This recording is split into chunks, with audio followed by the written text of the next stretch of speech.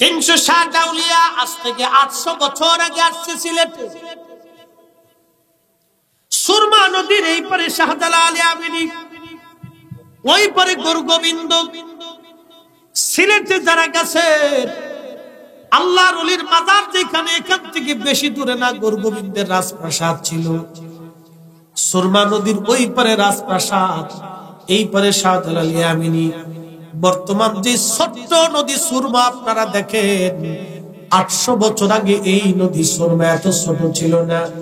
800 বছর আগে এটা অনেক বড় খরস্রোতা একটা নদী ছিল।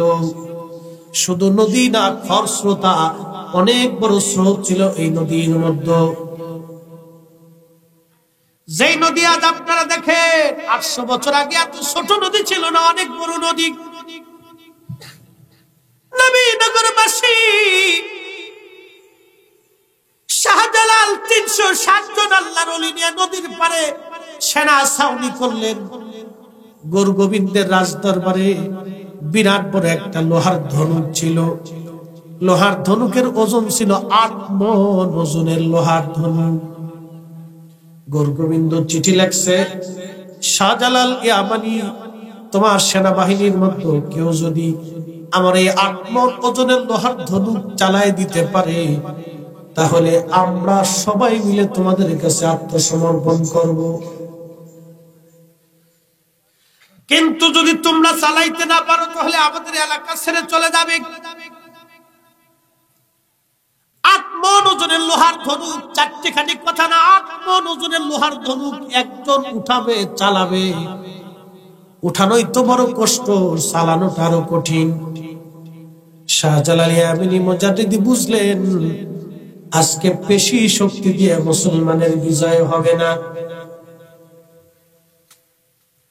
পেশি শক্তি দিয়ে মুসলমান বিজয় হবে না। পেশি শক্তি দিয়ে মুসলমানের কোনোদিন বিজয় হয় নাই। মুসলমানের বিজয় হয়েছে খোদাই মদদে। কি কথা কন না কে? খোদাই মদদে মুসলমানের বিজয় হয়েছে। আজকে তোমরা যারা ওলি আল্লাহ বিদ্বেষী হয়ে গেছো, কিয়ামত পর্যন্ত চেষ্টা করবা এই জমিন আল্লাহর ওলিদের দেওয়া জমিন, এই জমিনে আল্লাহর ওলিদের দেওয়া ইসলাম এদেশেই চলবে। কথা বলেন ঠিক কিনা?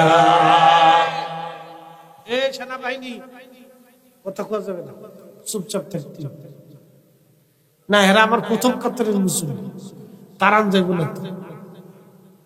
ওরা প্রথম কাতারের মুসলিম, একবার ফার্স্টে এসে বলছি মারহাবা কইলেন না?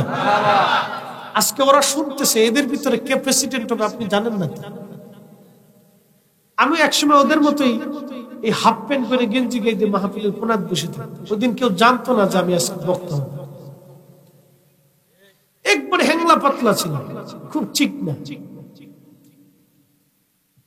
হাফ প্যান্ট পরে। তখনকার দিনে তো ওর প্যান্ট এখনকার আধুনিক প্যান্ট ছিল, এই কাপড় দিয়ে দর্জি বানাইতো। এক প্যান্ট পরে 15 দিন পার করে দিচ্ছে। গোসল করতে যায় ওটা টান দিয়ে খুলে ফেলাই দিয়ে বাস নেমে গেছে। তুফান পুরা পানি দিয়ে অস্থির করে ফেলাইছে। সেদিন কোথায় চলে গেছে খবর দেয়। 1 ঘন্টার নিচে তো গোসল হয়েছি।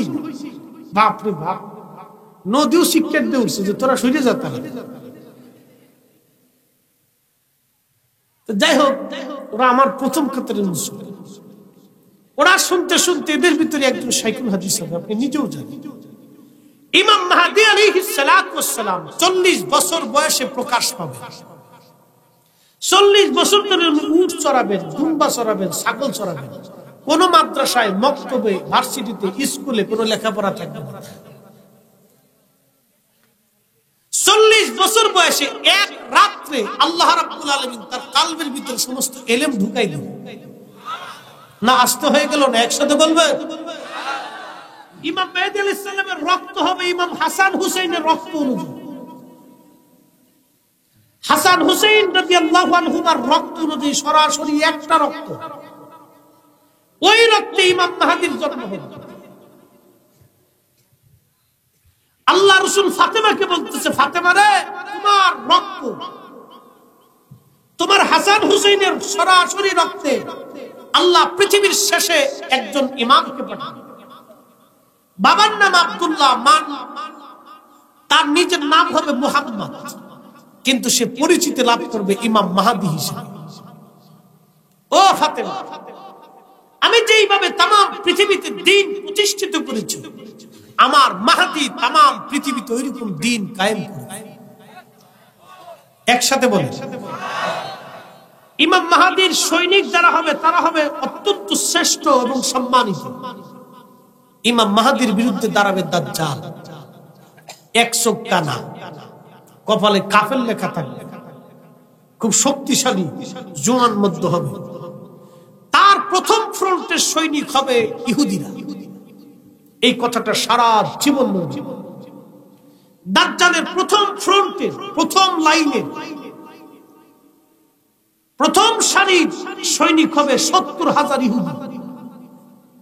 অতএব আজকে যারা ওই বাইতুল আকসাকে কেন্দ্র করে ইসরায়েল নামক ইহুদি কট্টরপন্থীদের বিরুদ্ধে যারা যুদ্ধ করতেছে, আমাদের দৃষ্টিতে তারা ইমাম মাহদী আলাইহিস সালামের সৈনিক।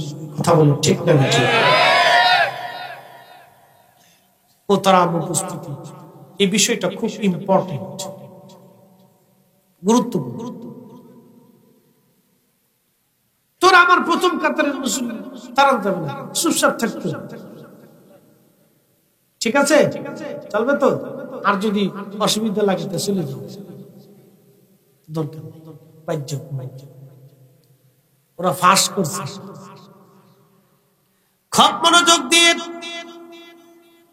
মূল আলোচনায় ফিরে যাচ্ছি। আমি যেখানে ওয়াজ রাখছিলাম আমি সেইখানে চলে যাই। শাহজালাল ইয়ামানি মুজাররিদি দেখলেন পেশি শক্তি দিয়ে মুসলমান বিজয় হবে না।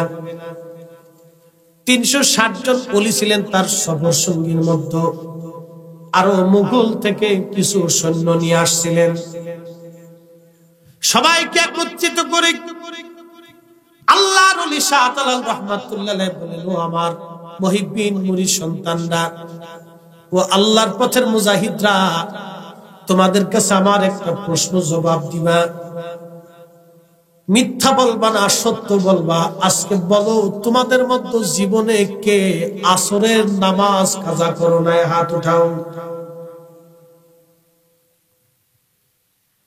জীবনেও কেউ আসরের নামাজ কাজা করো নাই? হাত উঠাও। আসরের নামাজ জীবনে কাজা করো নাই? হাত উঠাও। সবাই মাথা নিচু করে বসে আছে। নীরবতা ভেঙ্গে একজন হাত উঠাইলেন, তার নাম সিফা সালার নাসিরউদ্দিন শাহ রাহমাতুল্লাহ আলাইহি। চিৎকার করে জোরে বলা যাবে আল্লাহু আকবার। তেলের গাড়ি তেলে চলে,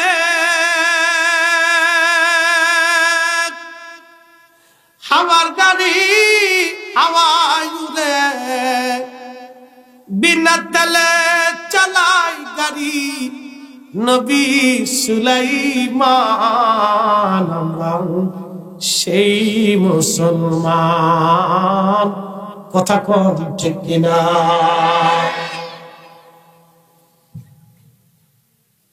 সিফা সালাম নাসিরউদ্দিন শাহ রাহমাতুল্লাহ আলাইহি বাঙালি না আরবি? কথা কন না, জোরে কন। বাঙালি না আরবি? জোরে জোরে একসাথে বলেন, বাঙালি না আরবি? আমাদের বংশ না নবীর বংশ? শাহজালাল আমাদের বংশ না নবীর বংশ? নামাজ পড়লেন নবীর নিচে হাত রেখে 800 বছর ধরে মুসলমানকে শিখাইলেন এইভাবে নামাজ। আজকে ওরা কারা বুকের উপরে হাত পাতে নামাজ শিখাইয়া আমার মসজিদের মধ্যে ভেজাল বাঁধাইলো, সমাজে ভেজাল বাঁধাইলো, রাষ্ট্রে ভেজাল বাঁধাইলো, বাপে পুত্রে ঝগড়া বাঁধাইলো, সন্তানে সন্তানে ঝগড়া বাঁধাইলো, ভাইয়ে ভাইয়ে ঝগড়া বাঁধাইলো, ইমাম মুসল্লি ঝগড়া বাঁধাইলো, গ্রামে গ্রামে ঝগড়া যারা বাঁধাইলো, ওরাই হলো শয়তানের দালাল। কথা কন ঠিক কিনা? পরিসংখ্যান বুঝে যাওয়াটা বুদ্ধিমানের কাজ। ছোট্ট পরিসংখ্যান হাত তুলছে সিফা সালাম নাসিরউদ্দিন শাহ। হুজুর, আমি আসি জীবনে কোনদিন আসরের নামাজ আমি কাজা করি নাই। একসাথে বলবেন না মারহাবা। সেই মুসলমান আজ কোথায় গেল হারিয়ে? আসরের নামাজ জীবনেও কাজা করি নাই। শাহজালাল রহমাতুল্লাহ বললেন, নাসিরউদ্দিন আসো, তুমি পারবা 8 মণ ওজনের লোহার ধনুক চালাই দিতে? কারণ এই 8 মণ ওজনের লোহার ধনুক তুমি ছাড়া অন্য কেউ আজ চালাইতে পারবে না। গৌরগোবিন্দ চ্যালেঞ্জ ছুড়েছে, যদি চালাই দিতে পারি ওরা আত্মসমর্পণ করবে, আর না চালাইতে পারলে এই জমিন ছেড়ে চলে যেতে হবে। আল্লাহর ওলি ডাকতে বলতেছে, রে সিফাসালান নাসিরউদ্দিন, তোমাকে আমি পাঠাচ্ছি। উনি বেশি জোয়ান মধ্য ছিলেন না, একবারে বেশি শক্তিশালী ছিলেন না। উনি সিমসাম হালকা পাতলার গরনের একজন মানুষ ছিলেন। সিফাসালান নাসিরউদ্দিন শাহ রাহমাতুল্লাহ আলাইহি কে শাহজালাল বলতেছে, বাবারে বিসমিল্লাহির রহমানির রহিম বলে বাম হাত দিয়ে ধনুক টেনে উঠাইবা, ডান হাত দিয়ে জিয়াদ পড়াইয়া তীর পড়াইয়া টেনে ছেড়ে দিবা, বাদ বাকি চিন্তা তোমাকে করতে হবে না। আল্লাহর ওলি সিফাসালান নাসিরউদ্দিন শাহ রাহমাতুল্লাহ আলাইহি গৌরগোবিন্দের রাজ দরবারে গেছে। সৈন্যরা দেখে দেখে হাসে আর কয়, মুসলমান পাগল হয়ে গেছে, মুসলমান পাগল হয়ে গেছে। আমরা 2 4 7 5 4 5 জনে যা পারি না, ও একা একজন হালকা পাতলা গরনের মানুষ, ও বলে লোহার ধনুক চালাই দিবে 8 মণ ওজন। ওরা জানে না ওলি আল্লাহর তোর আল্লাহর আরশ পর্যন্ত, ওরা জানে না ওলির তোর আল্লাহ পর্যন্ত, ওরা জানে না ওলির ক্ষমতা আল্লাহর দেওয়া ক্ষমতা, ওরা জানে না ওলির চোখ আল্লাহর চোখ, ওরা জানে না ওলির জবান আল্লাহর জবান, ওরা জানে না ওলির কান আল্লাহর কান, ওরা জানে না ওলির হাত আল্লাহর হাত, ওরা জানে না ওলির পা আল্লাহর পা, ওরা জানে না ওলির ইজ্জত আল্লাহর ইজ্জত, ওরা জানে না ওয়া ইনসালানি লাউতাহু, আল্লাহর ওলি যা চায় আল্লাহ তাই দেয়। চিৎকার মেরে জোরে বলেন আল্লাহু আকবার। খুবই মনোযোগ দেন। শাহজালাল রহমাতুল্লাহ আলাইহি বললেন, বাবারে তুমি চলে যাও। সিফাসালান নাসিরউদ্দিন রহমাতুল্লাহ আলাইহি চলে গেলেন। ওরা হাসে। আল্লাহর ওলি বাম হাত দিয়ে লোহার ধনুকখানা টান দিয়ে বিসমিল্লাহির রহমানির রহিম আল্লাহু আকবার বলে 8 মণ ওজনের লোহার ধনুকটা বাম হাত দিয়ে উঠাই ফেলে দিলেন। একবার জোরে বলা যাবে আল্লাহু আকবার। খাইবারের যুদ্ধ, খাইবারের যুদ্ধে বিরাট বড় কামুজ দুর্গ, 600 মণ ওজনের লোহার বিরাট বড় দরওয়াজা। হযরত আলী বাম হাত দিয়ে হাতল চাপটা ধরে একটা টান মারলেন। 600 মণ ওজনের লোহার ধনুক দরওয়াজাটা হযরত আলী মাথার উপর উঠাইয়া বাম হাত দিয়ে ঘুরাইয়া দুর্গের মধ্যে ছেড়ে দিলেন। ওই লোহার বিরাট বড় দরওয়াজাটা দুর্গের মধ্যে যাইয়া 600 মানুষ ওর নিচে পড়ে পড়ে সাফ হয়ে গেল। একসাথে জোরে বলা যাবে আল্লাহু আকবার। এটা কি পেশি শক্তি না আল্লাহর শক্তি?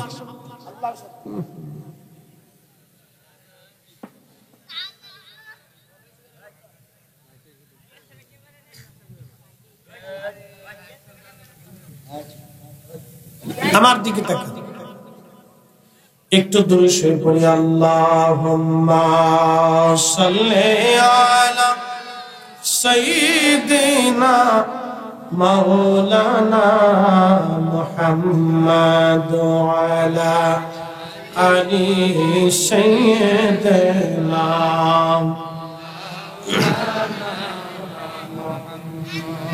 উড়ে যাও রে মাহফিলের হাওয়া,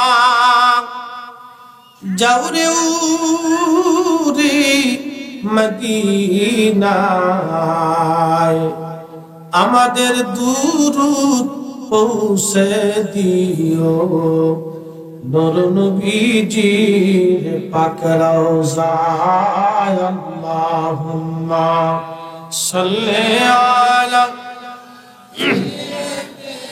মাশাআল্লাহ আল্লাহু আকবার মুহাম্মাদ ওয়া আলা আলি সাইয়্যিদানা তুমি মোদের আশার আলো, তাই তো তোমায় বাসি ভালো, তুমি মোদের আশার আলো, তাই তো তোমায় বাসি ভালো। হৃদয় নামের ফুলদানিতে, হৃদয় নামের ফুলদানিতে গেঁথে রেখেছি প্রেমের মালা। ইয়া রাসূলুল্লাহ ইয়া হাবিবাল্লাহ, ইয়া রাসূলুল্লাহ ইয়া হাবিবাল্লাহ, ইয়া রাসূলুল্লাহ।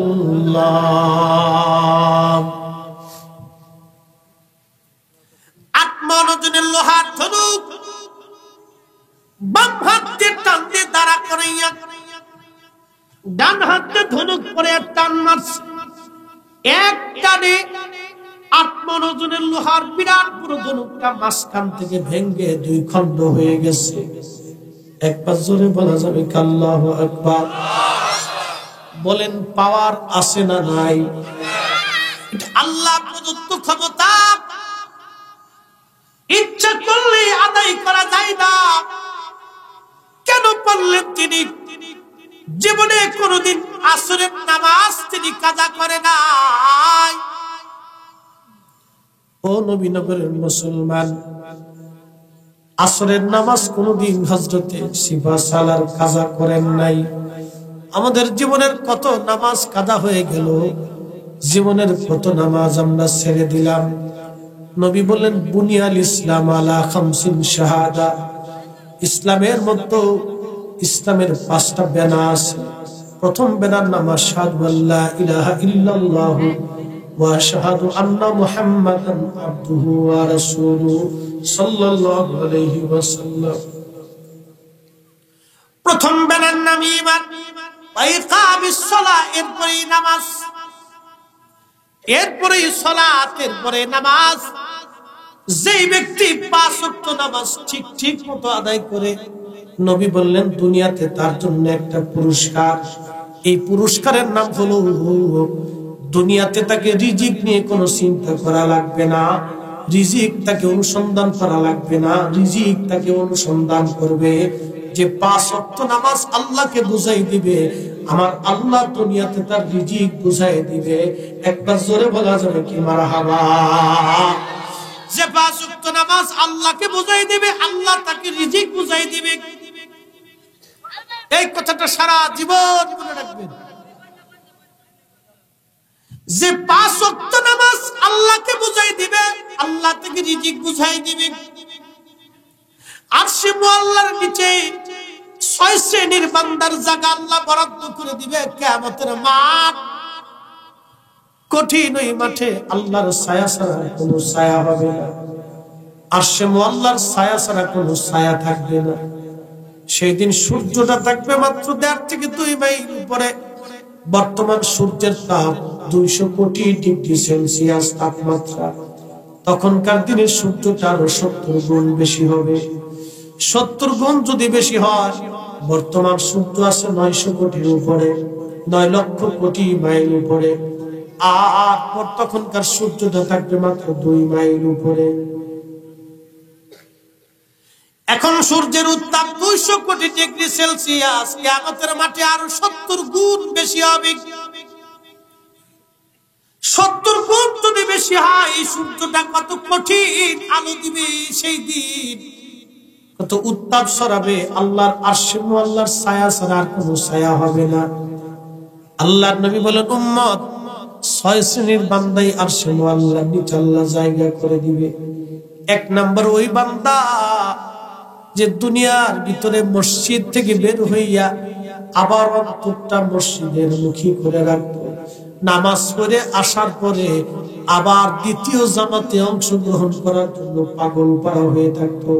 কখন আজান দিবে, কখন নামাজে যাবে, কখন আজান দিবে, কখন নামাজে যাবে।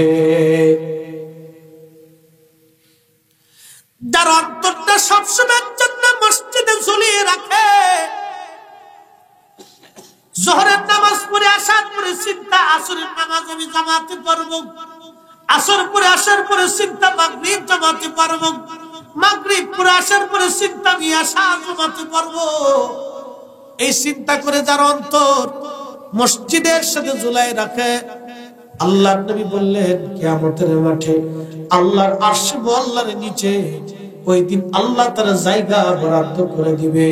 চিৎকার করে বলেন না সুবহানাল্লাহ। নামাজি নামাজি নামাজি নামাজি নামাজি নামাজি, এইজন্য নামাজ পড়তে হবে প্রত্যেক ওয়াক্ত জামাতের সাথে। যেই লোক মসজিদ থেকে বের হয়ে আবার অন্তরটা মসজিদে ঝুলাই রেখে আসে, মসজিদে যাওয়ার জন্য তার অন্তর ব্যাকুল হয়ে যায়, এই হৃদয়টা আল্লাহ কিয়ামতের মাঠে জাহান্নামে না দিয়ে আরশে মুআল্লার নিচে আল্লাহ তাকে জায়গা বরাদ্দ করে দিবে। আরশে মুআল্লার ছায়া ছাড়া সেই দিন আর কোনো ছায়া থাকবে না। একসাথে জোরে বলা যাবে সুবহানাল্লাহ। জুমার নামাজ পড়েন নাই কে কে? হাত উঁচা করবে।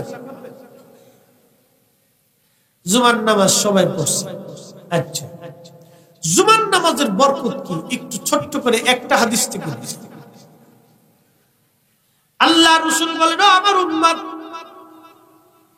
তুমি যখন জুমার নামাজ পড়ার জন্য গোসল করো, পাক সাফ হয়ে সুন্দর পোশাক পরিধান করে তুমি নামাজের জন্য দাঁড়াই, নামাজের জন্য হেঁটে হেঁটে মসজিদে চলে যাও।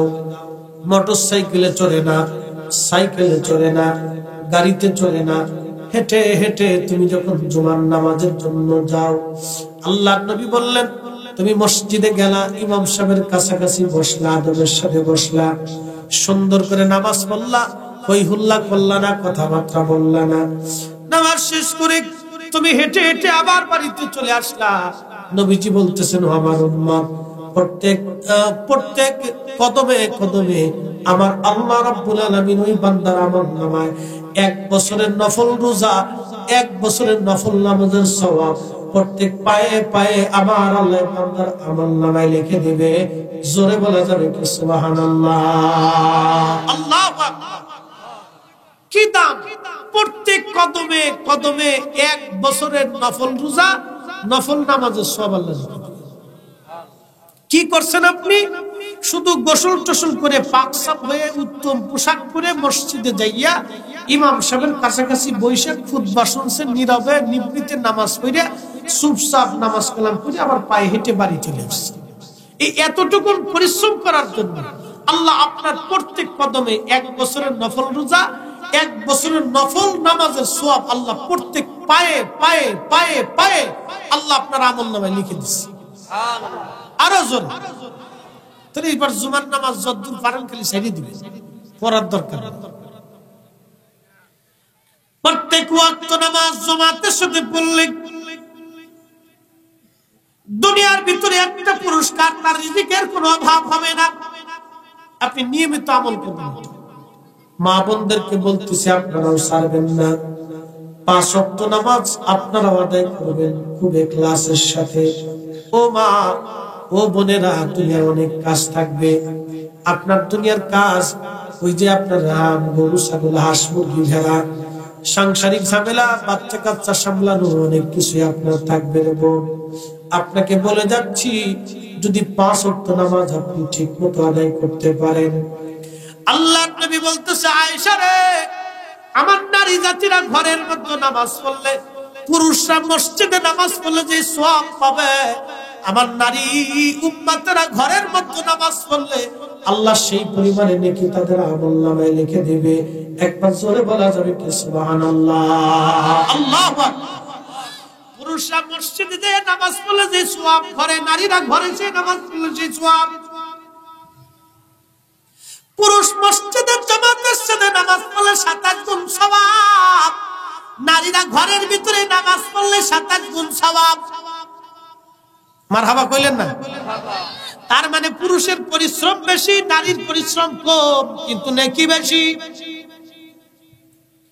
পুরুষরা মসজিদে গিয়ে নামাজ পড়লে যে সওয়াব, নারীরা ঘরের মধ্যে নামাজ পড়লে সেই সওয়াব। তাই সালাত নামাজ নামাজ ছাড়া কেউ ওলি হতে পারে নাই, নামাজ ছাড়া কেউ আল্লাহর বন্ধু হতে পারে নাই, নামাজ ছাড়া কোন ওলি মা জন্ম দিতে পারে নাই।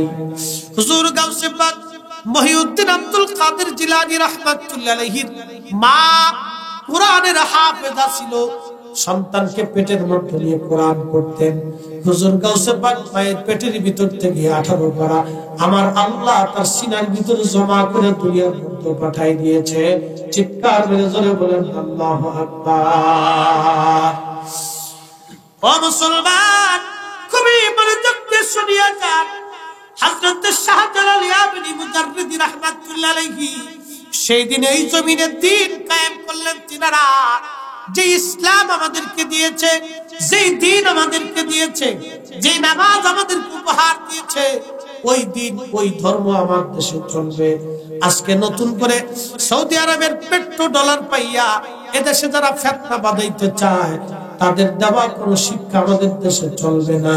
এগুলি নতুন আমাদের দেশের বিশৃঙ্খলা ডিভাইশন নীতি, অর্থাৎ ভাগাভাগির নীতি। এইগুলি করে মসজিদ আলাদা করা হয়েছে, সমাজ আলাদা হয়ে গেছে, গোরস্থান আলাদা হয়ে গেছে। এগুলি মুসলমানদের মধ্যে ফিতনা। 1450 বছর ধরে দিন চলে আসছে, যেইভাবে আমরা মানবো সেইভাবে নতুন করে আর কারো আমদানি করা দিন আমাদের লাগবে না। কি কথা বলেন, ঠিক কিনা? কাজী নাসিরউদ্দিন বাইজাবি রাহমাতুল্লাহ আলাইহি তিনি তাফসীর লিখতেছিলেন সূরা ফাতিহার। তাফসীর লিখতে যাইয়া কাজী নাসিরউদ্দিন বাইজাবি বলেন, যোহরের নামাজের সময় ঘনায় ঘনায় আসবে, আমি তাফসীর লেখা বাদ দিয়ে আমি নদীর ঘাটে গেলাম গোসল করার জন্য। গোসল করার জন্য আমি যখন গেছি, আমি গোসল নদীর ঘাটের মধ্যে নদীর মধ্যে গোসলের জন্য নামবো, ঠিক এমন সময় আমি দেখলাম একটা বিচ্ছু দৌড়াইয়া দৌড়াইয়া নদীর ঘাটের কিনারার দিকে একটা বিচ্ছু দৌড়ে আসে। আমাদের দেশে দেখবেন বড় বড় বিচ্ছু আছে, এগুলিতে এখন আর নাই। আগে দেখা যাইতো বিচ্ছুটা দৌড়ায় দৌড়ায় আসে। আল্লামা কাজী নাসিরউদ্দিন বাইজাবি রাহমাতুল্লাহ আলাইহি চিন্তায় পড়ে গেলেন, ব্যাপার কি? এই বিচ্ছুটা যে আসে, বিচ্ছুটা কি পানির খাওয়ার জন্য আসে না অন্য কোনো কারণ আছে দেখি। উনি গোসলে না যাইয়া উনি দাঁড়াই রইলেন নদীর ঘাটে বিচ্ছুর কার্যকলাপ দেখার জন্য। আল্লামা নাসিরউদ্দিন বাইজাবি রাহমাতুল্লাহ আলাইহি বিশ্ববিখ্যাত সেই মুফাসসির, যিনি তাফসীরে বাইজাবি শরীফ লেখছেন। উনি দুনিয়ার সাধারণ ছোটখাটো আলেম ছিল না, মুফাসসির জগতের একজন শিরোমণি ছিল আল্লামা নাসিরউদ্দিন বাইজাবি। তিনি বলতেছেন, আমি রব্বুল আলামিনের তাফসীর লিখতে যাইয়া একটা আশ্চর্য ঘটনা দেখে আমি হতবাক হয়ে গেলাম। অভদ্রগাছার মুসলমান, যদি আপনি মনে করেন যে আপনি রুজি করেন, আপনি কামাই করেন, আল্লাহ আপনার সম্পদ দিছে, আপনি সবকিছু, না, তা হবে না। এই চিন্তা যদি আপনার অন্তরে থাকে, চিন্তা ঝেড়ে ফেলে দেন। কারণ যিনি আপনাকে দিচ্ছেন তিনি আল্লাহ। আমার দেশের যারা ধনী আছে, ধনীকে সম্পদ দিচ্ছেন আমার আল্লাহ। এই সম্পদ দিছে ধনীকে পরীক্ষা করার জন্য। কি কথা বলেন, ঠিক কিনা? কিন্তু আমার দেশের ধনী যাকাত দেয় কি? ফসা লুঙ্গি যাকাত দিছে। 2 মাস পরার পরে বেড়া পেশাব করতে বসে, পেশাব করতে বসার পরে নিস্তে লুঙ্গি ফাইরিয়া চলে গেছে। কি কথা কন না? বেড়া পেশাবে বসে নিস্তে ফাইরিয়া চলে গেছে, লুঙ্গি ফসা, একবারে নিম্ন মানের যাকাতের লুঙ্গি। এইগুলির নাম যাকাত না। ধনীকে আল্লাহ সম্পদ দেয় পরীক্ষা করার জন্য।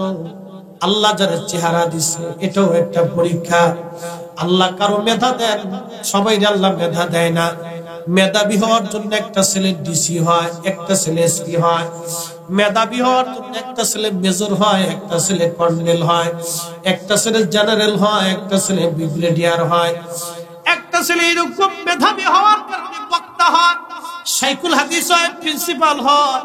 আল্লাহ পাকে মেধাটা দিয়ে পরীক্ষা করেছেন, দেখি আমার বান্দা মেধা কোন দিকে খাটায়। সমাজে কিন্তু সবাই মাতুব্বারি করতে পারে না, বিচার সালিশ কিন্তু সবাই বুঝে না। যারা বিচার সালিশ করার জন্য আল্লাহ বানাইছে, ওই মাতব্বর সমাজের জন্য আল্লাহর পক্ষ থেকে পরীক্ষা। আমার দেশের সবাই কিন্তু জজ ব্যারিস্টার হয় না, লেখাপড়া করে জজ ব্যারিস্টার হয়েছে, বিচারক হয়েছে। আল্লাহ তারা যে জজ ব্যারিস্টার বানাইছে, এটাও আল্লাহর পক্ষ থেকে পরীক্ষা। আমার দেশের অনেক জজ বিচারক আছে, 1 টাকাও তারা ঘুষ খায় না। একবার জোরে বলা যাবে কি মারহাবা? আমার দেশের বহু বিচারক আছে, 1 টাকাও ঘুষ খায় না। আছে, বহু আছে, একটা দুইটা না, অনেক আছে। আমার দেশের অনেক বড় বড় অফিসার আছে, 1 টাকাও ঘুষ খাবে না। আছে, আমি দেখাই দিতে পারবো। আছে অনেক বড় বড় পুলিশ অফিসার আছে, 1 টাকাও তারে দিতে পারবেন না। আমার কাছে আছে, বহু আছে বাজান। আবার এমনও আছে, অনেক মুসলমান মসজিদের টাকাও চুরি করে খেয়ে ফেলায়। কথা কর না কেন? মসজিদের সভাপতি মসজিদের টাকা খেয়ে ফেলাইছে, অথচ প্রথম কাতারে নামাজ পড়ে। কি কথা কর না কেন? এরকম আছে, এরকম আছে, প্রথম কাতারে নামাজ পড়ে টাকা চুরি করে খেয়ে ফেলেছে। আমি যে মসজিদের খতিব ছিলাম, আগের জন এরকম খাইত, ডিলিট হয়ে গেছে। খুব মনোযোগ দেন। নামাজ পড়ে কিন্তু মসজিদের টাকাও খেয়ে ফেলে দেয়, এরকম আছে। আবার এরকম মানুষ আছে, নামাজ পড়ে না কিন্তু 1 টাকাও হারাম খায় না। একবার জোরে বলবেন কি মারহাবা? সে নামাজ পড়ে না কিন্তু 1 টাকাও হারাম খাবে না, এরকমও আছে। আবার এটা আল্লাহ যারা মঞ্জুর করে তিনি হয়। খুব মনোযোগ দিয়ে কথা শুনে যাবেন। আল্লাহর পরীক্ষা এগুলি। নাসিরউদ্দিন বাইজাবি রাহমাতুল্লাহ আলাইহি বলতেছেন, নদীর ঘাটের কাছে আমি দাঁড়ায় রইলাম, দেখি বিচ্ছুটা কি করে। দেখলাম বিচ্ছুটা দৌড়ায় দৌড়ায় দৌড়ায় দৌড়ায় নদীর ঘাটের কাছে আসে। আর এমন সময় একটা ব্যাঙ নদীর ভিতর থেকে উঠিয়া নদীর কিনারে এসে পিঠ লাগাইয়া ব্যাঙটা বসে রইছে। নদীর ঘাটের পাশে ব্যাঙ পিঠ লাগায় বসে আছে। বিচ্ছুটা দৌড়ে ব্যাঙের পিঠের উপরে চললো। ওই বিচ্ছুটারে ব্যাঙ পিঠের উপরে নিয়ে নদীর মধ্যে সাঁতার দিল। একবার জোরে বলা যাবে আল্লাহু আকবার? রব কে? একসাথে বলেন কে? বৃষ্টি যদি আল্লাহ এই নবীনগরে না দেয়, বাংলাদেশে পৃথিবীর কোন বিজ্ঞান বৃষ্টি নামাইতে পারবে? এই নবীনগরের হাওরের ভিতরে, বিল, পুকুর, খালের ভিতরে আল্লাহ মাছ দিছে, একই পানি, 100 কোয়ালিটির মাছ, জিব্বা একটা। সুবহানাল্লাহ কইতেন না? একই পানি, 100 কোয়ালিটির মাছ, জিব্বা একটা। এক জিব্বায় 100 কোয়ালিটির মাছ স্বাদ আস্বাদন করান। তিনি এমন একজন কারিগর, পৃথিবীর সব বিজ্ঞানী এক জায়গা হলেও আল্লাহর দেওয়া একটা জিব্বার মতো জিব্বা বানাইতে পারবে। কি কথা কর না? অসম্ভব, পারবি? তো আল্লাহ সেই জিব্বাটা আমাদেরকে দিছে, আমরা সেই জিব্বা দিয়ে খাই, কিন্তু আল্লাহর প্রশংসা করি না। ওই জিব্বা দিয়ে আল্লাহর খাবারের স্বাদ আস্বাদন করলাম, কিন্তু আমরা আল্লাহর কৃতজ্ঞতা করলাম না। ভদ্রগাছার মুসলমান, খুব মনোযোগ দিয়েন। নাম কিন্তু ভদ্রগাছা, কাজেও কিন্তু ভদ্রগাছা হইতে হবে। নাম ভদ্রগাছা, ভদ্র মানে কি? শান্তশিষ্ট। কাজেও কিন্তু শান্তশিষ্ট হওয়ার দরকার। কিন্তু আমি নামে পাচ্ছি, কাজে পাচ্ছি না। কারণটা কি? আমার দেশের ছেলেরা ওই মেলার মধ্যে ঘুরতেছে। ওরা কারণ কি? মেলার মধ্যে ঘুরতেছে, ওই খামাখা কোনো কাজ নাই, একটু লটপটি খাচ্ছে, চটপটি খাচ্ছে, বাদাম কিনতেছে। আবার অনেকে বাদাম আলারে ঠকা। বাদাম আলা, তোমার বাদামের দাম কত? বলে 100 গ্রাম 25 টাকা। মাপো, কত গ্রাম মাপবো? 25 গ্রাম মাপো। ওই 25 গ্রাম মাপতে এই কি বলে, এই আপনার কি বলে 250 গ্রাম মাপ। 250 গ্রাম মাপতে মাপতে এই দিক দিয়ে 25 গ্রাম খাইয়ে ফেলেছে। এরকমও আছে। আচ্ছা, আপনাদেরকে প্রশ্ন করি, এই যে বাকি 25 গ্রাম যে খাইলো, এটা সুন্নত না মুস্তাহাব? হ্যাঁ, এই যে 25 গ্রাম অতিরিক্ত খাইলো, আপনারা বলেন এটা সুন্নত না মুস্তাহাব? হারাম। ভাদ্রগাছার মুসলমান খুব মনোযোগ দেন। কাজী নাসিরউদ্দিন পাইজাবি রাহমাতুল্লাহ আলাইহি বললেন, আমি দেখি ওই ব্যাঙের পিঠের উপরে বিচ্ছুটা চললো, আর ব্যাঙ পানির মধ্যে নিয়ে বিচ্ছুটাকে নিয়ে সাঁতার দিয়ে নদীর মধ্যে রওনা হয়ে গেল। আমি চিন্তা করলাম, দেখি ব্যাঙ কি করে। আমি আস্তে আস্তে ব্যাঙের পিছে পিছে নদীর মধ্যে নেমে গেলাম। ব্যাঙ সাঁতরাইয়া সাঁতরাইয়া বিচ্ছুটারে কাঁধে নিয়া নদীর ওই পারে যাইয়া ব্যাঙ বিচ্ছুটারে নামাই দিল। ব্যাঙ বিচ্ছুটারে নামাইয়া আবার পানির মধ্যে চলে আসলো। ওই বিচ্ছুটা দৌড়াইতে লাগলো, আমিও বিচ্ছুর পিছু পিছু যেতে লাগলাম। দেখি বিচ্ছুটা কি করে।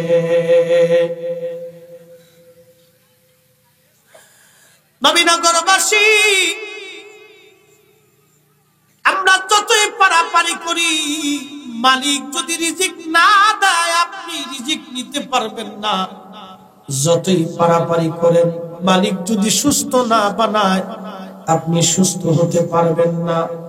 যতই পারাপারি করেন, বাজানো মালিক যেটা বরাদ্দ রেখেছে খাওয়ার জন্য এটাই খাবেন, এর বেশি কিন্তু খাইতে পারবেন না। আমার এক বন্ধু ক্লাসমেট, মাদ্রাসায় তখন আলিমে পড়তাম একসঙ্গে, ওর মামা ছিল কাস্টম অফিসার। বুঝতেছেন তো, বিরাট বড় অফিসার। ঢাকায় 4টা বাড়ির মালিক ছিল তৎকালীন জমানায়। আজকের কথা না, কামিল পাস করেছি, আজ 14 বছর হয়ে গেছে। তারপরে আলিম তোর আরো বহু আগের কথা, আজ থেকে 20 বছর আগের কথা বলতেছি। ও বলল, বন্ধু মামা বাড়ি গেলাম, অনেক সুন্দর খাবারের ইন্তজাম করছে মামা, কোটি কোটি টাকার মালিক মামা, মামার টাকার অভাব নাই। টেবিল ভরা খাবার সাজাইয়া মামা আমারে সামনে বসায়, ভাগিনা খাও। মামা ভাগ্নের ব্যাপার তো, মামা বাড়ি ভাগ্নের মহাব্বত বেশি থাকে। মামা আমারে আদর করে করে খাওয়ায়। কিছুক্ষণ পরে দেখি মামা বসে বসে কান্দে। জিজ্ঞেস করলাম, মামা কান্দো কেন? বলে, ভাগ্নে রে, এত সুন্দর খাবার তোর জন্য রান্না করলাম, তুই খাস, কিন্তু আমি খাইতে পারি না। আমি বললাম, মামা কি হয়েছে? ডাক্তার বিধি নিষেধ দিয়ে দিছে আমার শরীরে বিভিন্ন রোগ। আমি তখন মামারে বললাম, মামারে, সারা জীবন ঘুষ খাইয়া খাইয়া খাইয়া খাইয়া মানুষের রক্ত শুষে খাইলা ঢাকা শহরে 4-5টা বাড়ির মালিক তুমি বানাইলা মামা, এখন খাবারের সামনে আমি খাই, তুমি খাইতে পারো না, দুনিয়াও খাইতে পারলা না, কবরেও খাওয়ার কোন সুযোগ নাই। মালিক যদি না খাওয়ায়, খাওয়ার কোন রাস্তা নাই। কি কথা কোন ঠিক কিনা?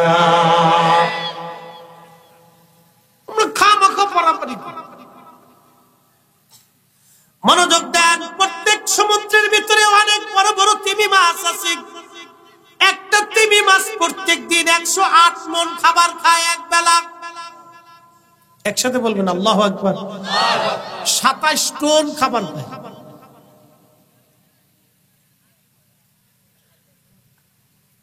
27 টন খাবার খায় এক এক বেলায়, 27 টন। একসাথে বলবেন আল্লাহু আকবার। এরকম খাবার একটা তিমি এরকম খাবার খায়। অথচ ধান খেত নাই, গম খেত নাই, মাছের কোনো ঘেট নাই, তিমি মাছের বিল নাই, ব্যাংকের অ্যাকাউন্ট নাই, আগামী দিনের খাবার ওর জমা নাই।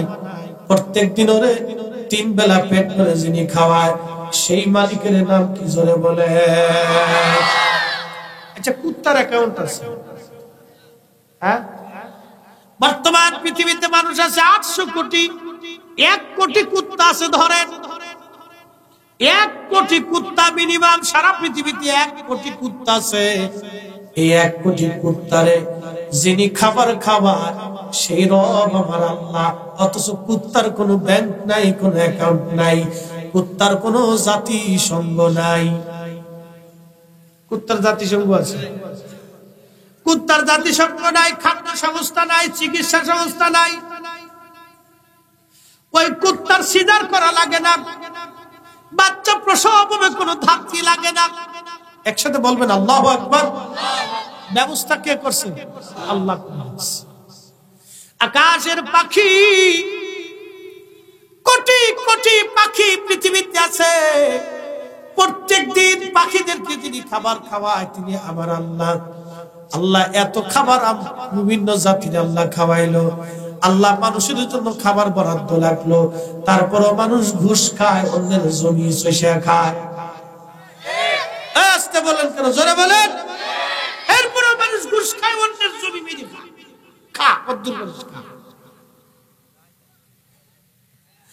কত খাবি খা,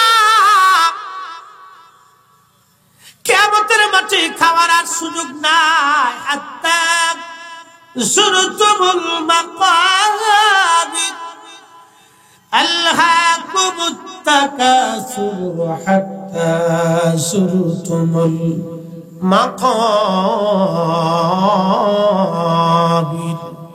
কোরআন বলতেছে আমার বান্দা সম্পদের মোহে পড়ে দুনিয়ার সম্পদের প্রাচুর্যের প্রতিযোগিতা তোমাকে আল্লাহ থেকে ভুলিয়ে রাখছে।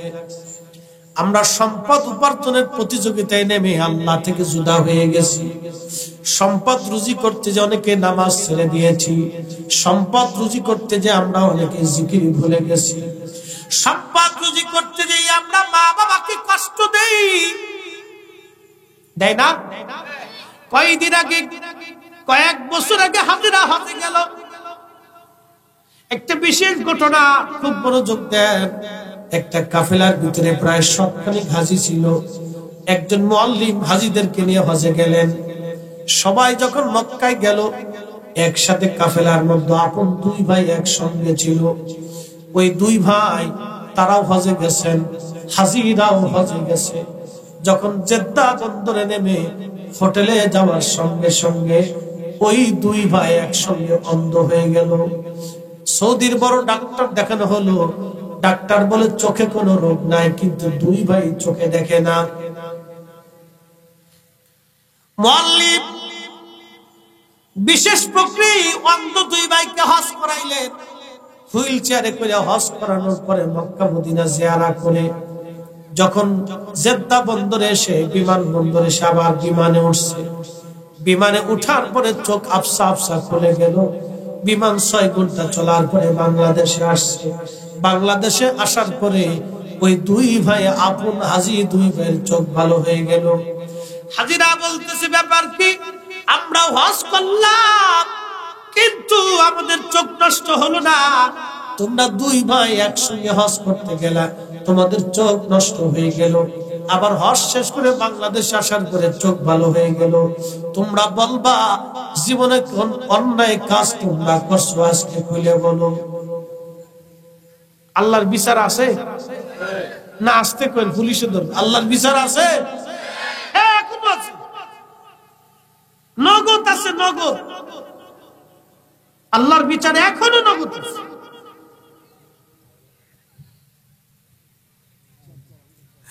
একদিন মাটির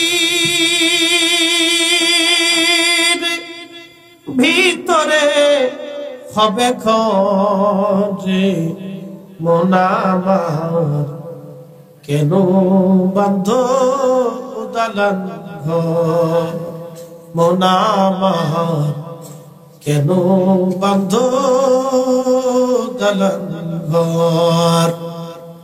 কালকে এক চেয়ারম্যান সাহেব আমার পাশে বসে বলল, হুজুর আমি নামটা লিখতে পারি না, কিন্তু আমি 2 টানের চেয়ারম্যান। আমার মার দোয়ার কারণে আমি চেয়ারম্যান হয়েছি। হুজুর এমন দিন আমার গেছে, আমি দিন আনতাম দিন খাইতাম, কিন্তু আজ আমি চেয়ারম্যান। মারহাবা কইলেন না? বলে হুজুর আমি আমার মার দোয়ায় চেয়ারম্যান। আমি জীবনে কষ্ট করেছি কিন্তু মাকে কষ্ট করতে দেই নাই। আমি না খেয়ে থাকছি কিন্তু মাকে না খেয়ে থাকতে দেই নাই। একসাথে বলবেন না মারহাবা?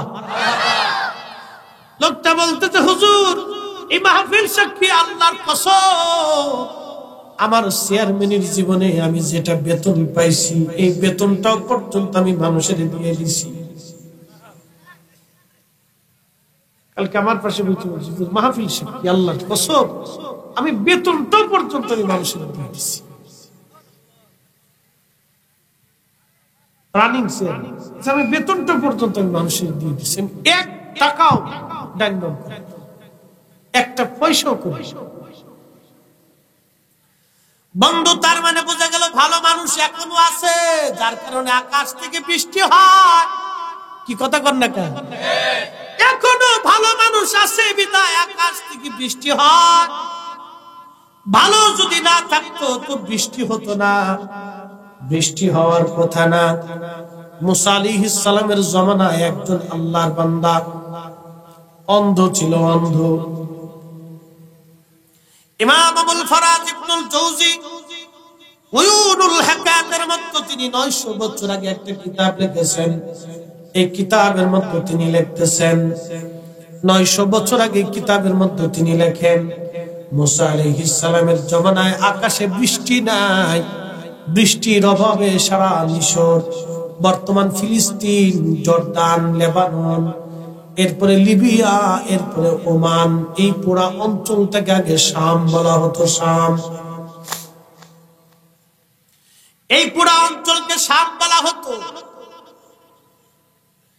এই বর্তমান বাইতুল আকসা হযরত মুসা কালিমুল্লাহ আলাইহিস সালাম, বর্তমান ফিলিস্তিনে ওনার এলাকা, হযরত ঈসা নবীর এলাকা, হযরত উযাইর নবীর এলাকা, হযরত ইমরান আলাইহিস সালামের এলাকা, হযরত জাকারিয়া আলাইহিস সালামের এলাকা, হযরত ইয়াহইয়া আলাইহিস সালামের এলাকা, হযরত মারিয়ামের এলাকা, হযরত ইব্রাহিম খলিলুল্লাহর এলাকা, হযরত ইসহাকের এলাকা, হযরত ইয়াকুব আলাইহিস সালামের এলাকা, হযরত ইউসুফের জন্মস্থান, আম্মাজান সারার রাজত্ব ছিল এই ফিলিস্তিন, আম্মাজান সারার বাবা ছিলেন এই ফিলিস্তিনের বাদশা।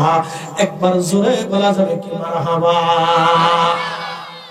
বর্তমান ফিলিস্তিনিরা আম্মাজান সারার বংশ, ইয়াকুবের বংশ, ইব্রাহিমের বংশ, ঈসা নবীর বংশ, ইমরানের বংশ, মারিয়ামের বংশ।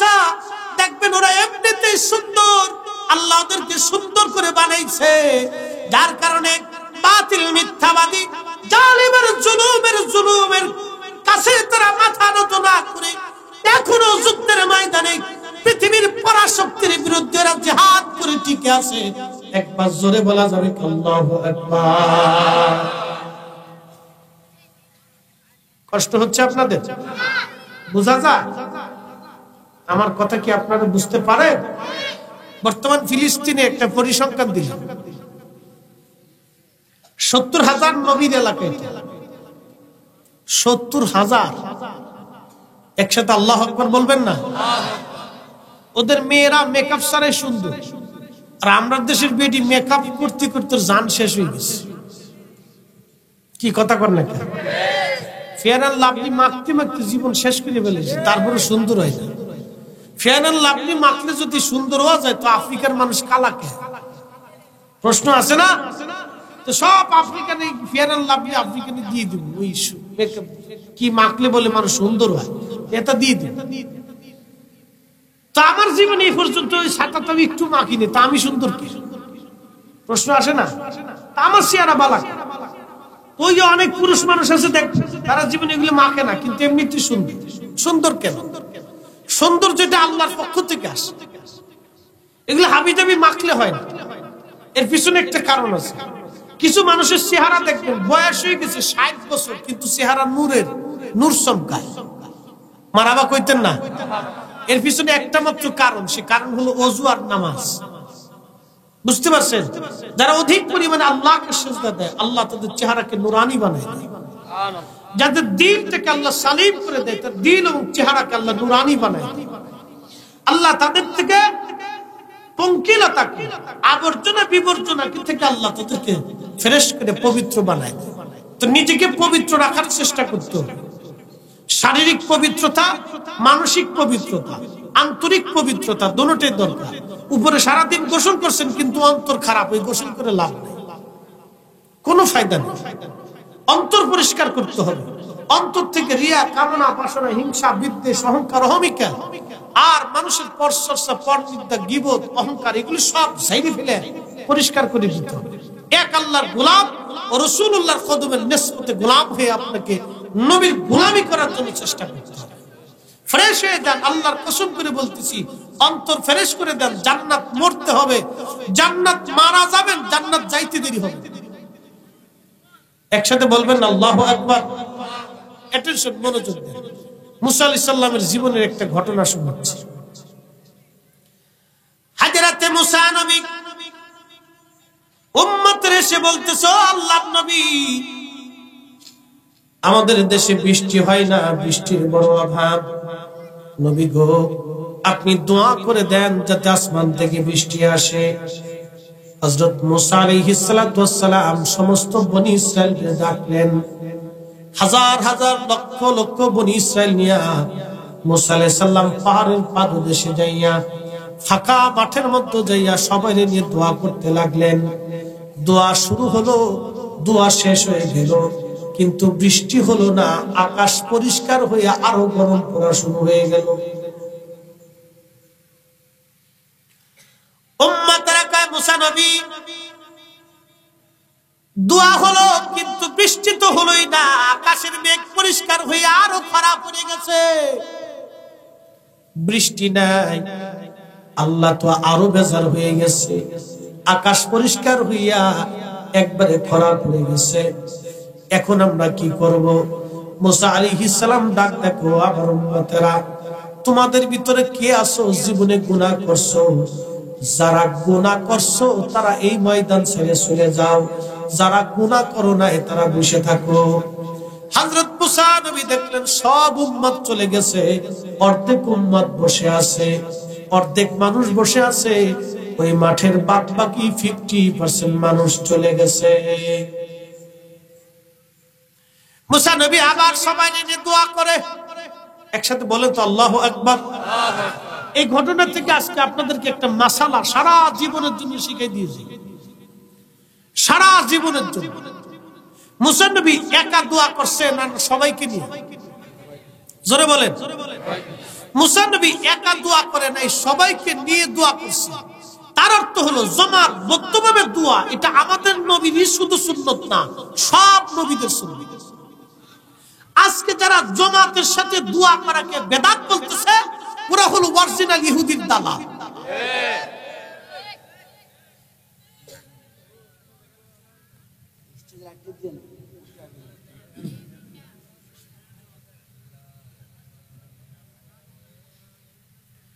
আচ্ছা, আমরা অপেক্ষা করি, একসাথে বলি আল্লাহু আকবার। তাহলে দোয়া করা এটা কি শুধু আমাদের নবীর তরিকা না সব নবীর তরিকা?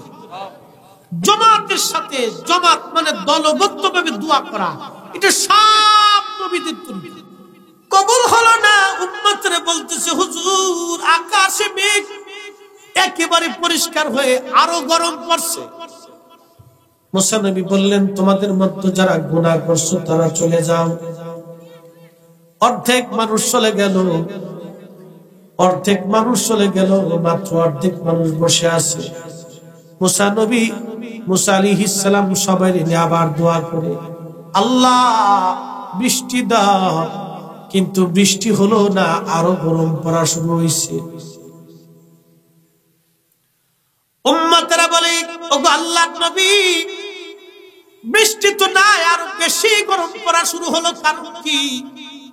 মুসা আলাইহিস সালাম বলেন, উম্মতেরা বলছি, একটা গুনাহ জীবনে যে করছো সে চলে যাও, একটা গুনাহ যার আছে সে চলে যাও, একবারে নিষ্পাপ ব্যক্তি আমার এখানে বসে থাকো, নতুবা আজকে দোয়া কবুল হবে না, বৃষ্টি হবে না। হযরতে মুসা নবী ঘোষণা দেওয়ার পরে সব উম্মত চলে গেল, কিন্তু একজন গেল না, লোকটা ছিল কানা। মুসা নবী ডাক দেল, কানা তুই কি শুনোস নাই? একটা গুনাহ হলেও চলে যাইতে কইছি, তুই বসে রইছ কেরে কানা? কানা ডাক দেখা, হুজুর কিন্তু আমি বসে রইছি আপনার সামনে একটা কারণে, আমার জীবনে কোনো গুনাহ নাই, আমার মনে পড়ে না, তবে আমার জীবনে একটা ভুল করছিলাম, যদি সেটা গুনাহ হয় তাহলে আমি চলে যাব। বলে, কি ভুল করছিলাম বলো? ওই অন্ধ ডাক্তার বলতেছে, হুজুর আমি একদিন রাস্তা দিয়ে হেঁটে হেঁটে যাচ্ছিলাম, এমন সময় একটা বাড়ি বাড়ির একটা ঘর, ওই ঘরের যে মূল দরজা, এই মূল দরজাটা খোলা ছিল সেই দিন, কিন্তু আমার একটা চোখ ওই খোলা দরজা দিয়া ওই বাড়ির অন্তর্মহলে চোখটা চলে গেল। কিন্তু অন্তর্মহলে যখন চোখটা চলে গেছে, এই চোখটার অন্তর্মহলে থাকে না, একটা নারীর প্রতি যায় চোখ পড়ে গেছে। এই চোখটা একটা নারীর দিকে চলে গেছে, এক মহিলার দিকে। ঘরের ভিতরে তো সাধারণত মহিলার তাদের পার্সোনালিটি থাকতে পারে। সবাই এখন আপনি আমাকে যে সুরত দেখতেছেন, আমার ঘরের মধ্যে আমার এই সুরত থাকবে না, আমার স্ত্রীর সামনে আমার এই সুরত থাকে না, আমার বাচ্চাদের সামনে আমার এই সুরত থাকে না। প্রত্যেক ব্যক্তির একটা পার্সোনালিটি থাকে। তো নারীরা তাদের ঘরের ভিতরে তাদের ব্যক্তিগত পর্যায়ে থাকে। তো ওই লোকটা বলতেছে, ও নবী মুসা গো, অন্তর্মহল মূল ফটকের দরজা খোলা ছিল, ওই খোলা থাকার কারণে আমার চোখটা পড়ে গেল, ওই অন্তর্মহলে নারীর প্রতি আমার চোখটা পড়ে গেছে। তখন আমি আমার চোখটাকে ঘুরাইয়া চোখটাকে ধমক দেয়া বললাম, আরে চোখ, তুই একটা নারীর দিকে আমাকে ঘুরাই নিলি, আজকে আর তোরে আস্ত রাখবো না। এই বলে আমি আমার একটা চোখ নষ্ট করে ফেললাম। ও নবী, আজকে আপনি আমার অন্ধ দেখতেছেন, আমি আমার নিজের একটা চোখ ওই নারীর দিকে চোখ দেওয়ার কারণে অন্ধ করে ফেলছি।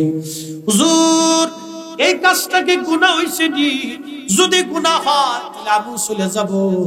মুসা নবী ডাক দেখে, না রে অন্ধ, তুই যাবি না, এই কাজ তো গুনাহ হয় নাই, অন্তরে তোর দোয়া আজকে কবুল হয়ে যাবে।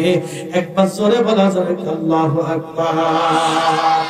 কুরআন বলতেছে, ইন্নামাল মুমিনুনাল্লাযীনা ইযা যুকিরাল্লাহু ওয়াজিলাত কুলুবুহুম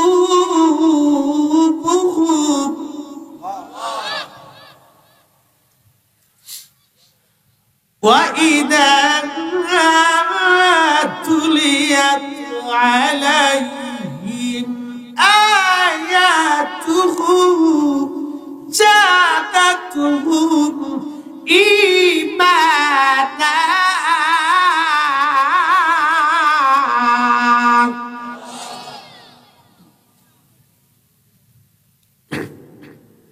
কুরআন বলতেছে, ইন্নামাল মুমিনুন, নিশ্চয় তারাই মুমিন, তারাই বিশ্বাসী। তারা কারা?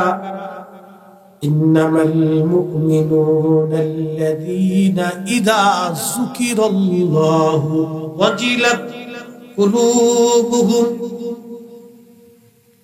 অন্তরে আল্লাহর স্মরণ আসার সঙ্গে সঙ্গে অন্তর আল্লাহর ভয়ে থরথর থরথর করে কাঁপতে থাকে। হায় হায়, আমি ভুল করে ফেলছি, হায় হায় আমি অন্যায় করছি। আজকে খবরের মধ্যে দেখলাম 12 বছর আগে এক চোর চুরি করছিল দোকান থেকে। খবর আজকে দেখছি 12 বছর আগে এক চোর আমাদের ফরিদপুরের মধুখালী, ঘটনাটা আমাদের ফরিদপুরের মধুখালী। পোল্ট্রির দোকানদার 12 বছর আগে ওনার পোল্ট্রির দোকান থেকে এক চোরে চুরি করছিল, 3000 টাকা চুরি করে নিয়েছিল। এই চোরে প্যাকেটের মধ্যে ওই টাকাগুলি ফেরত দিয়া একটা নোটিশ লেগে গেছে, বলছে আল্লাহর বান্দা 12 বছর আগে চুরি করছিলাম, আমার ভুল হয়ে গেছে, 12 বছর পর্যন্ত আপনারা ফেরত দেই নাই, আজকে ফেরত দিয়ে গেলাম, আপনি দয়া করে আমাকে মাফ করে দিয়েন। মারহাবা বলবেন না? এখন বলেন, এই লোকটা কি চোর আছে না? একসাথে বলবেন, চোর আছে? সে আল্লাহর বান্দা, মুমিন।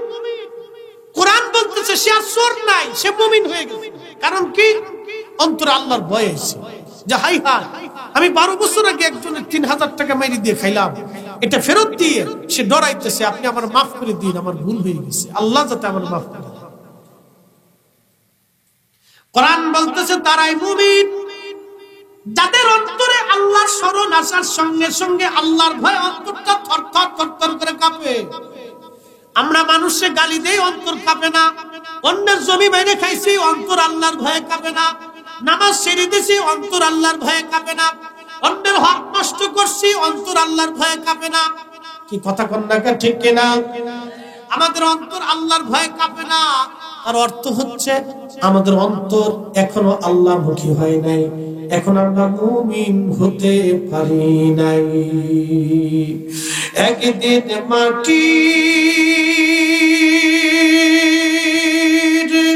ভিতরে হবে ঘরে, মন আমার কেন বাঁধো দালান ঘর, মন আমার কেন বাঁধো দালান ঘর। হযরত ওমর সারা রাত্র ঘুরে ঘুরে দেখতেন কে খায় আর কে খায় না। আমরা যারা ধনী আছি, গরিব মানুষের খোঁজ আমরা নেই না, কে খাইলো কে খাইলো না এটা আমরা দেখি না। কিন্তু খোলাফায়ে রাশিদিনের সুন্নত ছিল কে খায় কে খায় না তারা ঘুরে ঘুরে ঘুরে ঘুরে দেখতেন। হযরত ওমর একদিন মরুভূমির মধ্যে চলে গেছে, মরুর ভিতরে। কষ্ট হচ্ছে আপনাদের বুঝতে, অসুবিধা? আমাদের তাহির হুজুর একটু পরে আসবে ইনশাআল্লাহ, উনি এসে পড়ছে, আইসা যাবে সময় মতো, উনি এসে যাবে একবারে টাইম টু টাইম। আমার ভাইয়ের একটা দৃষ্টি আমার কাছে খুব ভালো লাগে, সে সময়টাকে খুব মূল্য দেয়, সময়টাকে সে মূল্য দেয়। এটা আমি ওনাকে ফলো করি, বিষয়টা সময়টাকে খুব মূল্য দেওয়া এটা বুদ্ধিমানের কাজ। যুবক ভাইরা আপনাদেরকে বলতেছি, জীবনের সময়টাকে মূল্য দিবেন। যে সময়কে মূল্য দেয় সে সাকসেস হয়। আপনি চাইনিজদেরকে দেখেন, Chinese, Japanese, Korea, Europe, Russia, America, Australia, ওরা ঝগড়া করার টাইম পায় না, ওরা কাজের চাপে সময়টাকে এমন মূল্য দেয়। টাইম টু টাইম ওরা কাজ করে, টাইম টু টাইম খাওয়া, টাইম টু টাইম কাজ, টাইম টু টাইম ঘুম। আমাদের দেশে আমার ছেলেরা রাত্রে যখন ফেসবুক নিয়ে বসে তখন ওর রাত টিপটি টিপটি টিপটি টিপটি ফজর রক্ত বানায় ফেলা। কিন্তু ওদের দেশে দেখবেন একদম জাস্ট 10টা ওরা ঘুমাইতে যাবে, সকালবেলা ঘুম থেকে উঠে ওরা ওদের কাজ সেরে আবার অফিস আদালতে চলে যাবে। আর আমরা খালি 420 খালি ঘুরি ফিরি, শেষ পর্যন্ত ওই চাকরি বাকরি পাই না, পরে শেষে দোষ দিয়ে আমার এটা বল না সেটা বল না, এই সেই নানান কিচ্ছু খাইনি। এগুলি না, আপনি আপনার নিজের জীবনটাকে সময় দেন, কাজে লাগান, এই জীবনটাকে কাজে লাগান। এই যে আজকে তাহিনী ভাইকে দেখতেছেন, আমাদেরকে দেখতেছেন, শোনেন, আপনি ভাবতেছেন যে আমরা ওয়াজ করি, আমরা এখনো আমাদের জীবনে 24 ঘন্টা স্টাডি হয়। স্টাডি ছাড়া ওয়াজ করা যায় না। প্রত্যেকদিন আমাকে হিসাব করতে হয়, নতুন ওয়াজ দিতে হবে, কারণ প্রত্যেকদিন আমাদের ওয়াজ কালেক্ট হয়। প্রত্যেকদিনই আমাদের টার্গেট থেকে নতুন ওয়াজ আমাকে দিতে হবে, কারণ জাতি লক্ষ লক্ষ কোটি কোটি মানুষ আমাদের ওয়াজ শুনে, এই নতুন ওয়াজ আমাকে দিতে হবে। এখন আমাদের স্টাডি করতে হবে। সুযোগ পাইলে গাড়ির ভিতরে, রাত্রে, দিনে, যখনই সুযোগ হয় তখনই আমরা কিতাব দেখি, তখনই আমরা পড়ি, আমাদেরকে স্টাডি করতে হবে। অর্থাৎ আমরা আমাদের যে টার্গেট এটা আমরা ফিল আপ করি। তো আপনাদের যুবক ভাই যারা আছেন, তাদেরকে, আমার বোনরা যারা আছেন, তাদেরকে বলবো আপনি আপনার জীবনের বিষয়টাকে ফলো করবেন, টার্গেট করবেন, লক্ষ্য বস্তুতে পরিণত করবেন, তাহলে জীবনে সাকসেস হইতে পারে। এই জন্য আমি মাঝে মধ্যে একটা গজল আপনাদেরকে শুনি, জিন্দেগি তোর যাইরে ফাঁকি দিয়া রে সোনার জিন্দেগি তোর যায় ফাঁকি দিয়া, ও যাত পুরী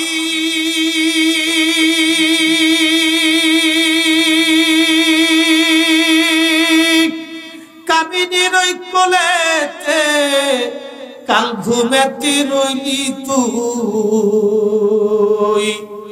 সারা নিশি কাটাইলি তুই ঘুমাইয়া ঘুমাইয়া সোনার জিন্দেগি তোর যায় ফাঁকি দিয়া,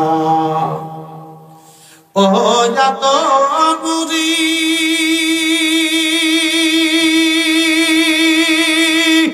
পাখি ধরিয়া গেছে দাঁড়ি দন্তবাসে গোটা চারি, সমঞ্জারে গিয়াছে করিয়ার সোনার জিন্দেগি তো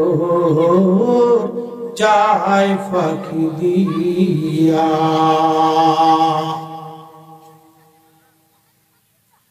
হে নবী নগরের মুসলমান, হযরত ওমর সারা এলাকা খুঁজে খুঁজে দেখতেন কে খায় কি খায়, খায় না। গভীর রাত্রিবেলা মরুভূমির মতো বদু এলাকায় তিনি চলে গেলেন, বেদুইন পল্লীতে। লক্ষ্য করলেন একটা তাঁবুর ভিতরে ঘরের মতো মিটমিট করে আলো জ্বলে। হযরত ওমরের চিন্তা, ব্যাপার কি, এত রাত্রিবেলা আলো কেন জ্বলে? হযরত ওমর ওই ঘরের পাশে যায় চুপচাপ দাঁড়াইলেন। দাঁড়ানোর পরে এক মহিলার কণ্ঠ থেকে আওয়াজ আসতেছে, মা, দুধের সাথে পানি বেশি করে মিশাও। অ্যাটেনশন মা বোনরা, আপনারাও আমার এই আলোচনাটা একটু মনোযোগের সাথে শুনুন। মহিলা বলতেছে তার মেয়েকে, মারে, দুধের সাথে পানি বেশি করে মিশাও। আচ্ছা, দুধের সাথে পানি মিশাইলে হালাল না হারাম? একসাথে বলতে হবে, হালাল না হারাম? ওই পানি বিক্রি করা যে টাকা পাবেন, ওই টাকা কি হালাল না হারাম? ওটাও হারাম। মেয়েটা ডেকে বলে, মারে, দুধের সাথে পানি মিশাবো না মা। ওমরের গোয়েন্দা যদি জানে, কালকে মসজিদে নববীর সামনে বিচার হবে। মহিলা ডাক দিয়ে বলতেছে, মারে, দুধের সাথে পানি মিশাইলে এই রাত্রিবেলা ওমরের গোয়েন্দা জানবে না, কিন্তু হযরত ওমর কিন্তু তাঁবুর পিছনে দাঁড়ায় রয়েছে। মেয়েটা ডাক দিয়ে বলতেছে, মা,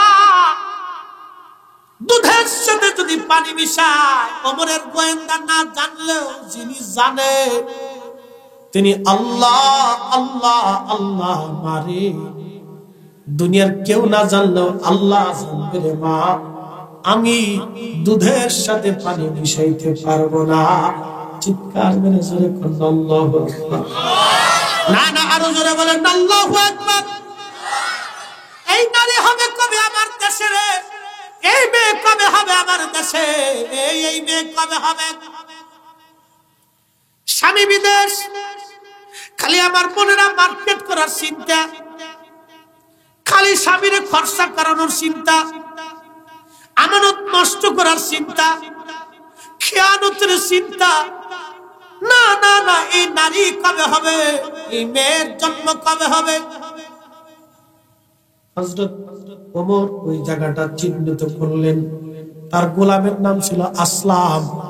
আসলামকে ডাক দিয়ে বলল, আসলাম রে, জায়গাটা চিহ্নিত করে রাখ, কালকে এই বাড়িটা আমার বড় দরকার।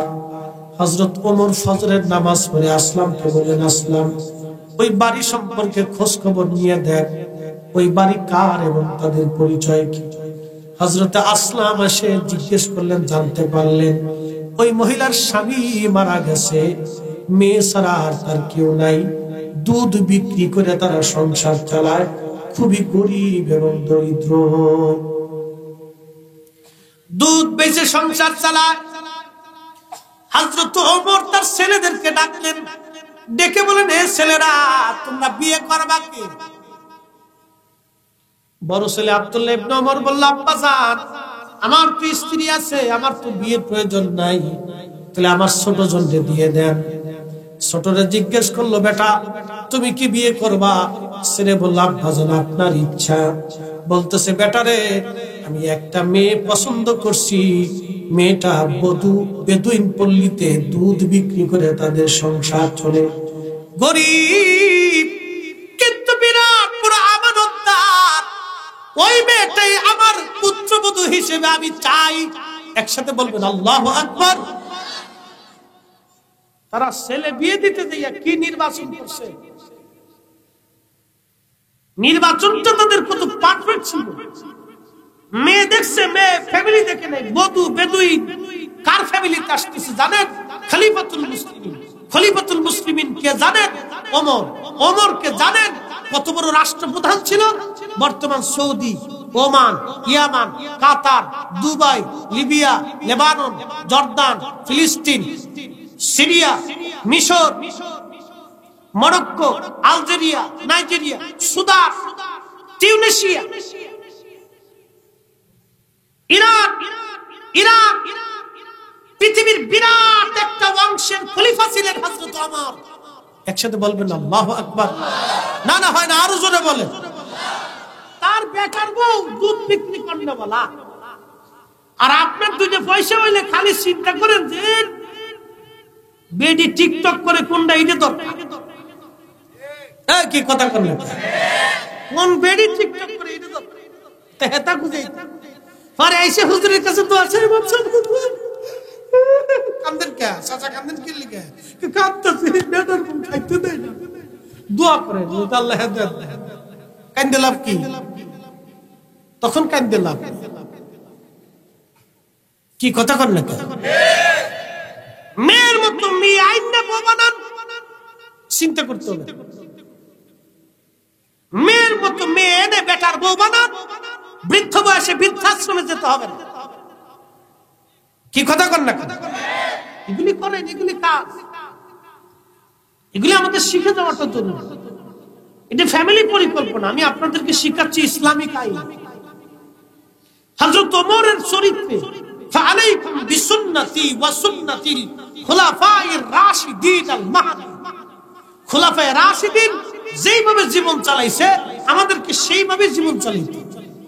এরপরে আসেন, মেয়েটা যে বিয়ে হইল, ওই মেয়ের ঘরে আরেকটা মেয়ে হইল। মনোযোগ দেন, ওই মেয়ের ঘরে আরেকটা মেয়ে হইল।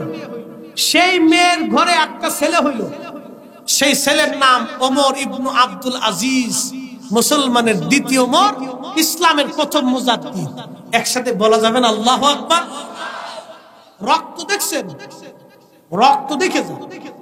হযরত ওমর যে বিয়ে করাইছিলেন ছেলেরে, উনি যে কত বড় দূরদর্শী বুদ্ধিমান ছিল দেখেন। ওই মেয়ের গর্ভে একটা মেয়ে হয়েছিল, ওমরের নাতি, মেয়ে নাতনি, ওই নাতনিরে বিয়ে দেওয়া হয়েছিল আজিজের সাথে। আজিজের স্ত্রী ওমরের নাতনির গর্ভে আল্লাহ একটা সন্তান দিয়েছিল। এই সন্তানের নাম রাখা হয়েছিল ওমর।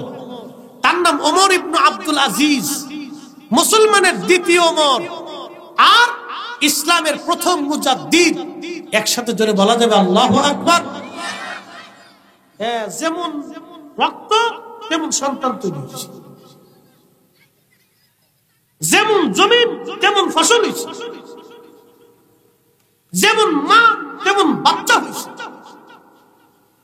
এই জন্য আপনাদেরকে বিচার বিশ্লেষণ করাটা জরুরি। এটা আপনাদের জন্য অনেক বড় দিক নির্দেশনা। এই ঘটনা শুধু ঘটনা না, এটা আমাদের জন্য অনেক বড় শিক্ষা। এই জন্য আপনারা আত্মীয়তা কার সাথে করবেন, বন্ধুত্ব কার সাথে করবেন, এই কার সাথে মিশামিশি করবেন, কার সাথে ভালোবাসার সম্পর্ক করবেন, এগুলি আমাদের বোঝাটা দরকার। এগুলো আমাদের জীবন পরিকল্পনা। আল্লাহ আমাদের বোঝার তৌফিক দিক। সকলে বলে না আমিন। প্রিয় মুসলমান, হযরত ওমর রাদিয়াল্লাহু তাআলা আনহুর জীবন থেকে আপনাদেরকে একটা ছোট্ট এবং বাস্তব ঘটনা শুনাইলাম। হযরত ওমর তার ছেলেকে একটা মেয়ের সাথে বিবাহ দিলেন। মেয়েটা দুধ বিক্রি করত, গরিব, অভাবী। কিন্তু হযরত ওমর অভাবের দিকে তাকান নাই। হযরত ওমর দেখছেন মেয়েটার আমানতদারিতা। যেই মেয়েটা আল্লাহর ভয়ে অন্ধকার রজনীতে দুধের সাথে পানি মিশায় না, সেই মেয়েটা কত বড় আমানতদার হতে পারে, কত বড় আল্লাহ ওয়ালা হতে পারে। সেই মেয়ে রক্ত অনুযায়ী আল্লাহ জমিনে একটা সন্তান পাঠাইলেন। এই সন্তানের নাম ওমর ইবনে আব্দুল আজিজ, যাকে মুসলমানের দ্বিতীয় ওমর বলা হয়। তিনি সেই খলিফা, মুসলিম মিল্লাতের মধ্যে সেই খলিফা যিনি খুলাফায়ে রাশিদিনের পরে একবারে খুলাফায়ে রাশিদিনের চরিত্র অনুযায়ী, আল্লাহর আইন নবীর তরিকা অনুযায়ী পৃথিবী পরিচালনা করতেন। তার নাম ওমর ইবনে আব্দুল আজিজ রাহিমাহুল্লাহ। ওই মায়ের গর্ভে এই সন্তানের জন্ম হয়েছিল। এই জন্য আপনারা আত্মীয়তা যখন করবেন, হিসাব বসে আপনারা আত্মীয়তা করবেন। আল্লাহ আমাদের প্রত্যেকের বোঝার তৌফিক দিক। সকলে বলেন আমিন। মুসলমান, দুনিয়া আসছি, আবার আমরা চলে যাব। দুইটা জিনিস আমাদের নিয়ে যাওয়া লাগবে। আল্লাহর কোরআন বলতেছে ইন্নাল্লাযীনা আমানু ওয়া আমিলুস সালিহাতি উলাইকা হুম খায়রুল বারিয়া। নিশ্চয় যারা ঈমান আনছে, ঈমান অনুযায়ী যারা আমল করছে, আল্লাহর কোরআন বলতেছে উলাইকা হুম খায়রুল বারিয়া, যুগের মধ্যে তারাই সেরা, সৃষ্টির মধ্যে তারা সেরা। একসাথে বলবেন মারহাবা। সৃষ্টির মধ্যে তারা সেরা। আমাদেরকে কবরে চলে যেতেই হবে আদত। কুল্লু নাফস, কুল্লু নাফস, প্রত্যেক জীবন, কোরআন বলতেছে কুল্লু নাফস, প্রত্যেক জীবন দাইকাতুল মাউত, মৃত্যুর স্বাদ তাকে আস্বাদন করতে হবে। বিজ্ঞান বলতেছে 4 লক্ষ প্রজাতির জীব পৃথিবীতে আসে। বিজ্ঞানের থিম, চিন্তা, গবেষণার বাহিরেও আরো কোটি কোটি প্রজাতির জীব আল্লাহ সৃষ্টি করেছে। সবাইকে মৃত্যুর স্বাদ আস্বাদন করতে হবে। আপনি কি, আমি কি, ধনী কি আর দরিদ্র কি। মানুষের জীবনের কোনো অহংকার নাই, মানুষের জীবনের কোনো অহংকার আসতে পারে না। এই মানুষের অহংকার কি হতে পারে? কি অহংকার হতে পারে এই মানুষের? কি অহংকার আমাদের জীবনে আসতে পারে বলেন? কোন অহংকার আমাদের জীবনে? কেন অহংকার আসবে? আমরা খাই, ঘুমাই, 3 দিন গোসল না করলে শরীর থেকে গন্ধ আসে। 2 দিন বিরাস না করলে মুখের ভিতর থেকে পায়খানার গন্ধ আসে। কি কথা খারাপ বলছে? আচ্ছা বলেন তো, আমাদের যিনি সেনা প্রধান আছে, সে যদি 7 দিন গোসল না করে, তো তার শরীর থেকে কি আতরের গন্ধ আসবে? আমাদের যিনি ডিসি সাহেব আছেন, এই জেলার ডিসি, তিনি যদি 3 দিন বিরাস না করেন, তার মুখ থেকে কি এই আপনার মেশকাম্বরের ঘ্রাণ আসবে? দুর্গন্ধই আসবে। তো ডিসি কি আর এসপি কি, আলেম কি আর ইমাম কি, মুতল্লি কি আর মুসল্লি কি, ধনী কি আর দরিদ্র কি, মানুষের কোনো অহংকার নেই। তার মানে আমার জীবনের কিচ্ছু নেই। আমার জীবনের সবকিছু আল্লাহর জন্য হতে হবে, আল্লাহ রাসূলের গোলামিতে হতে হবে। কি কথা কোন ঠিক কিনা? সাহাবা ইকরাম যেভাবে নিজেকে নবীর কদমে সুপর্দ করে দিয়েছে, আপনাকে আমাকে হুকুম দিত। জীবনের কিচ্ছু নেই, 4 পয়সা মূল্য নেই। আমরা সকালবেলা ঘুমে থেকে উঠবো, কোনো গ্যারান্টি নেই। আবার ঘুমাইতে যাব, কোনো গ্যারান্টি নেই। আচ্ছা আপনাদেরকে একটা প্রশ্ন করি, জবাব দিবেন তো। আল্লাহ মানুষকে পাগল বানাইতে কয়দিন লাগবে? হ্যাঁ, 1 সেকেন্ডও লাগবে। আল্লাহ মানুষকে পাগল বানাইতে 1 সেকেন্ডেরও দরকার। শুধু মাথার একটা তাস আল্লাহ পাক ঘুরাই দিন, মুহূর্তের ভিতরে শেষ, মুহূর্তের মধ্যে শেষ। তো যে রব আপনাকে আমাকে পাগল বানাইতে 1 সেকেন্ডও লাগে না, তা আমি কেন, কি জন্য আমার জীবনে অহংকার আসবে? এই জন্য অহংকার আমাদের না, অহংকার একমাত্র আল্লাহর। এই কথাটা মনে রাখবেন সারা জীবন। আল্লাহ আমাদেরকে দুনিয়াতে পাঠাইছেন একটা উদ্দেশ্য। উদ্দেশ্য হচ্ছে দুনিয়াতে আল্লাহর ইবাদত করে যাওয়া, রাসূলুল্লাহর তরিকায় নবীর গোলাম হয়ে। কি কথা বলেন ঠিক কিনা? মরে যাওয়া লাগবে কিনা? আমাদের যে ঈমান, আমরা আকিদা আহলে সুন্নাত ওয়াল জামাতে বিশ্বাসী। আহলে